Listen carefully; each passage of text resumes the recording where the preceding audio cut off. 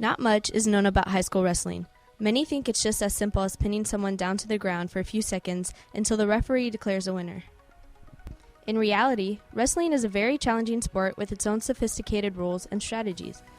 To learn more about wrestling, we interviewed a couple of students from our school's very own distinct wrestling program.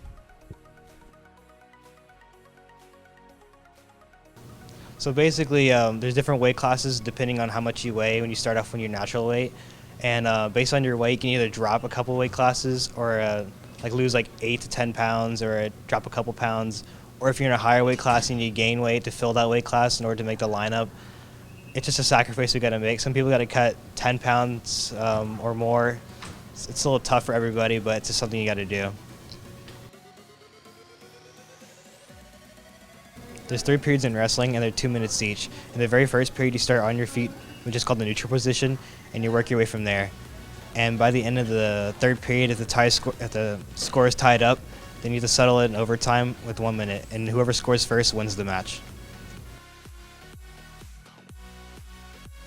So there's regulations in wrestling. Before you weigh in, you have to have your nails cut short. Your hair has to be with a minimal length, and you have to be cleanly shaved. Those are all three things you have to do before you can step on the mat. But during a wrestling match, you cannot punch people, you cannot bite people, you can't pull hair, and there's a couple illegal moves that you can't do, but the ref will stop at beforehand and call potentially dangerous. Some key moves and strategies during wrestling are we have our 3 basic shots, which are double legs, single legs, and then you have your high crotch.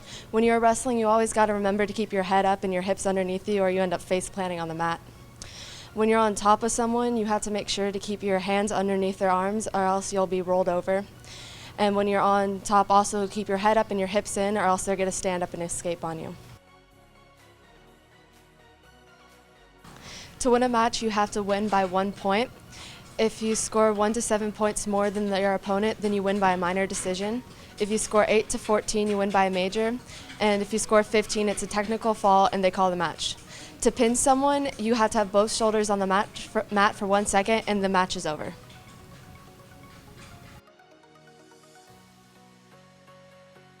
To win a duel, your team has to score more points than the other team. If you win a match by a minor, you get 3 points for your team, a major 4, a tech fall 5, and a pin 6. If someone forfeits a weight class, then the team gets 6 points. What I've taken away from wrestling is I've built some pretty close friends. You really bond in that room with all that stuff you do. On the mat and off the mat, you start to learn each other and see how they wrestle and stuff like that. But besides that, outside the room, we have fun, have parties and stuff like that. And I know people from 4 years ago that I still know now that I'm close friends with, and I still have connections with them. So that's something pretty cool. I built some character in the room. I'm a totally different person now. Since I'm a captain, I had to become a leader and change my attitude a lot. And I also know how to cut 15 pounds in 1 day, which is pretty useful, you know. Wrestling has given me the ability to persevere through the hard times, especially when in practice the going gets tough. As long as you just keep your end goal in mind and know that you are and see the success, you'll be able to push through. As well as I've been able to manage my time better. I've been able to study in shorter hours and complete my notes faster. As well as wrestling is basically like a family. You spend 60 hours with them about a week, and you create great friends that are going to last you a lifetime.